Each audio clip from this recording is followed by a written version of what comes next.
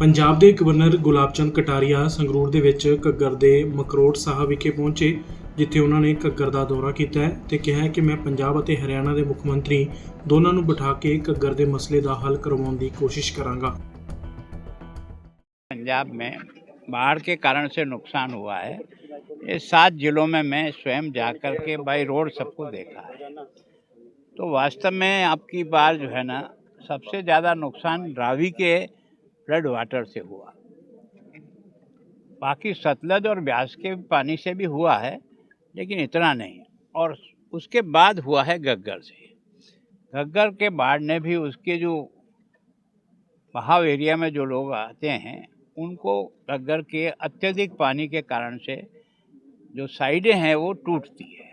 उसको सुरक्षित करना के बिना पानी का फैलाव हो जाएगा, तो यहाँ लोगों ने और प्रशासन ने मिल करके उसकी साइडें नहीं टूटे ताकि लोगों का पानी के बहाव में उनकी खेती और घर नहीं आए।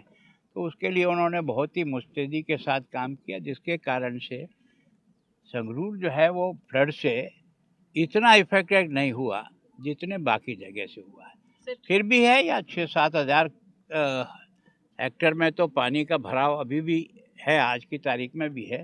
लेकिन क्या है कि आर्मी ने भी यहाँ की लोकल जो है लोगों ने और प्रशासन ने मिल कर के इसको एक सामूहिक मैनेजमेंट जिस ढंग से किया, उसके कारण से जनहानि केवल एक व्यक्ति की हुई है यहाँ, और वो भी मकान के गिर जाने के कारण से, बहाव के कारण से नहीं हुई। तो इसको बचाने के लिए लोगों ने जिस प्रयत्न से भी बैग और बाकी सब तैयार रखे, जिसके कारण से बंधा टूटा नहीं तो पानी नहीं, लेकिन रिसाव की प्रॉब्लम ज़रूर आई। पर जैसा मंत्री गोयल साहब ने बताया कि ये पिछले 35 साल से इस समस्या का दोनों राज्य जो है ना अपने अपने पक्ष को रख रहे हैं, लेकिन नुकसान दोनों को ही हो रहा है।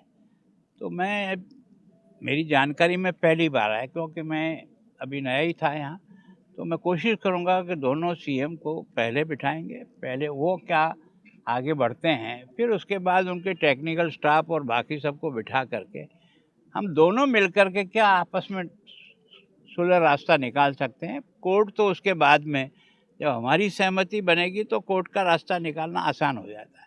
जब हमारी सहमति नहीं बनती है तो कोर्ट में केवल पेशियाँ बदलती रहती है, निर्णय पर कुछ बनता नहीं है। तो प्रयत्न तो करेंगे, अब सफलता देना न देना ये ईश्वर के हाथ है, लेकिन कोशिश करेंगे कि किसी तरह से आपस में बैठ करके इसको सुलझाए, ताकि स्थायी इसका कोई तो भी हल हो सके। सर, अगर प्रयत्न कामयाब होते हैं, कहीं ना कहीं जो जनता है, जो लोग हैं वहाँ पे, देखो, इस जनता के आशीर्वाद से प्रयत्न करना हमारा दायित्व है, हमारी कोई इनके ऊपर मेहरबानी नहीं है।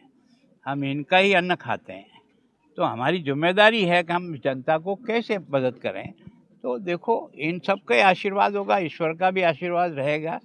कोशिश करना और कोशिश के बाद कुछ परिणाम निकलेगा, ऐसा मेरा विश्वास है। सर, पंजाब लेवल पे आपको रिपोर्ट आई है कि पंजाब गवर्नमेंट ने फंड यूज नहीं किया एसडीआरएफ के। देखो, मैं सोचता हूँ कि जो एजी की रिपोर्ट होती है उसको न तो मैं चैलेंज करता हूँ न कुछ नहीं।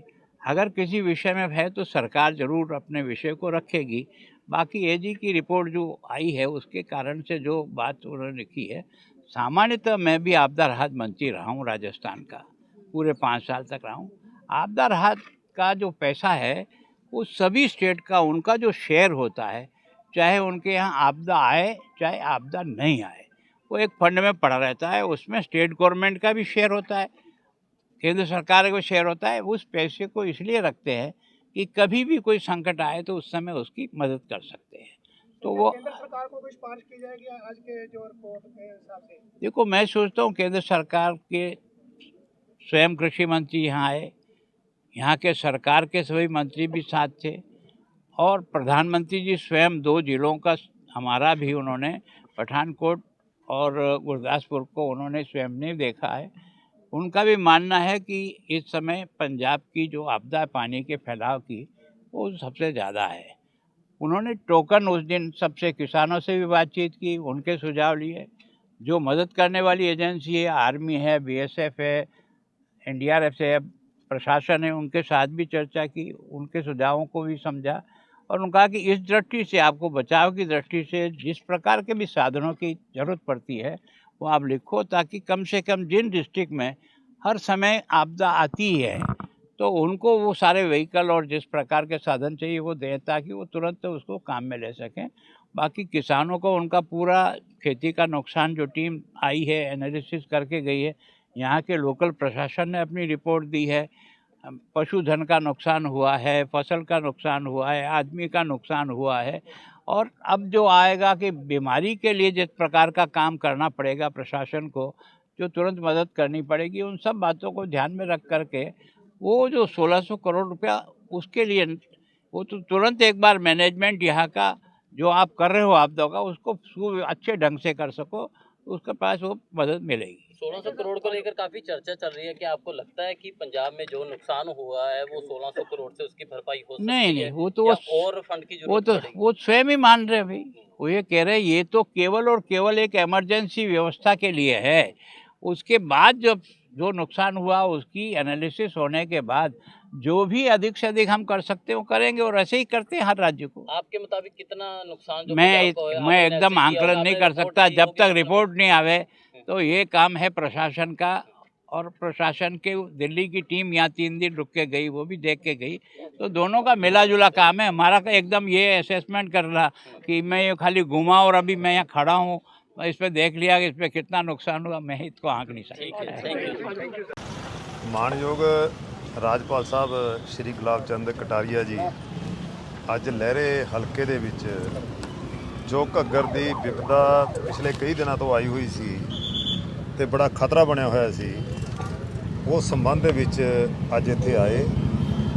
ਚੰਗਾ ਕੀਤਾ ਕਿ ਸਾਡੇ ਇੱਕ ਤਕਲੀਫ ਦੇ ਵਿੱਚ ਆ ਕੇ ਖੜੇ ਨੇ, ਸੋ ਮੈਂ ਉਹਨਾਂ ਦਾ ਇੱਥੇ ਸਵਾਗਤ ਵੀ ਕੀਤਾ, ਧੰਨਵਾਦ ਵੀ ਕੀਤਾ ਤੇ ਉਮੀਦ ਵੀ ਜ਼ਾਹਰ ਕੀਤੀ ਹੈ ਕਿ ਇਹ ਜਿਹੜੀ ਸਾਡੀ ਘੱਗਰ ਦੀ ਪ੍ਰੋਬਲਮ ਹੈ, ਇਹ ਘੱਗਰ ਦੀ ਪ੍ਰੋਬਲਮ ਅੱਗੇ ਸਾਡਾ ਹਰਿਆਣਾ ਗੁਆਂਢੀ ਸੂਬਾ ਹੈ, ਉਹਨਾਂ ਨੇ ਮਕਰੋੜ ਤੋਂ ਕੜੈਲ ਤੱਕ ਦਾ ਜਿਹੜਾ 18 ਕਿਲੋਮੀਟਰ ਦਾ ਏਰੀਆ ਹੈ, ਉਹ 18 ਕਿਲੋਮੀਟਰ ਸਾਨੂੰ ਚੈਨਲਾਈਜ਼ ਕਰਨ ਦੀ ਇਜਾਜ਼ਤ ਨਹੀਂ ਦਿੱਤੀ ਹੋਈ। ਘੱਗਰ ਸਟੈਂਡਿੰਗ ਕਮੇਟੀ ਦੇ ਵਿੱਚ ਉਹਨਾਂ ਨੇ ਆਬਜੈਕਸ਼ਨ ਰੇਜ਼ ਕੀਤਾ ਹੋਇਆ ਹੈ। ਸੋ ਮੈਂ ਸਮਝਦਾ ਕਿ ਜੇ ਅਸੀਂ ਚੌੜਾ ਕਰ ਦਈਏ, ਅਸੀਂ ਇਹਦਾ ਹੱਲ ਕਰ ਦਈਏ, ਉਸ ਤੋਂ ਬਾਅਦ ਕੜੈਲ ਤੋਂ ਬਾਅਦ ਕਰੀਬ 80 kilometre up to Sardulgarh 26 kilometre ਸਾਡਾ ਏਰੀਆ ਪੈ ਜਾਂਦਾ ਹੈ, 54 ਕਿਲੋਮੀਟਰ ਇਹਨਾਂ ਦਾ ਪੈ ਜਾਂਦਾ ਹੈ। ਕਦੇ ਪੰਜਾਬ ਆ ਗਿਆ, ਕਦੇ ਹਰਿਆਣਾ ਆ ਗਿਆ, ਚੱਲਦਾ ਰਹਿੰਦਾ ਹੈ। ਸੋ ਇਹ ਅੱਗੇ ਚੌੜਾ ਕਰ ਲੈਣ, ਅੱਗੇ ਰਾਜਸਥਾਨ ਚੱਲ ਜਾਂਦਾ, ਰਾਜਸਥਾਨ ਨੇ ਉੱਥੇ ਵੱਡੇ ਟੈਂਕ ਬਣਾ ਲਏ।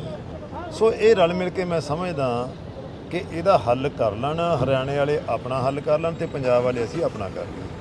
ਪਰ ਸਾਨੂੰ ਪਿਛਲੇ ਲੰਬੇ ਸਮੇਂ ਤੋਂ ਇਜਾਜ਼ਤ ਨਹੀਂ ਦਿੱਤੀ ਜਾ ਰਹੀ। ਸੋ ਇਹਦੇ ਕਰਕੇ ਕਿਉਂਕਿ ਮਕਰੋੜ ਸਾਹਿਬ ਤੱਕ 598 ਫੁੱਟ ਚੌੜਾ, ਅੱਗੇ 198 ਫੁੱਟ ਚੌੜਾ ਹੋ ਜਾਂਦਾ, ਅਤੇ ਜਦੋਂ 598 ਫੁੱਟ ਦਾ ਪਾਣੀ 198 ਫੁੱਟ 'ਚ ਪੈਂਦਾ ਤਾਂ ਨੈਚੁਰਲੀ ਕਿਵੇਂ ਸਮਾਊਗਾ ਪਾਣੀ, ਉਹ ਬਰੀਚਾਂ ਹੋ ਜਾਂਦੀਆਂ ਨੇ।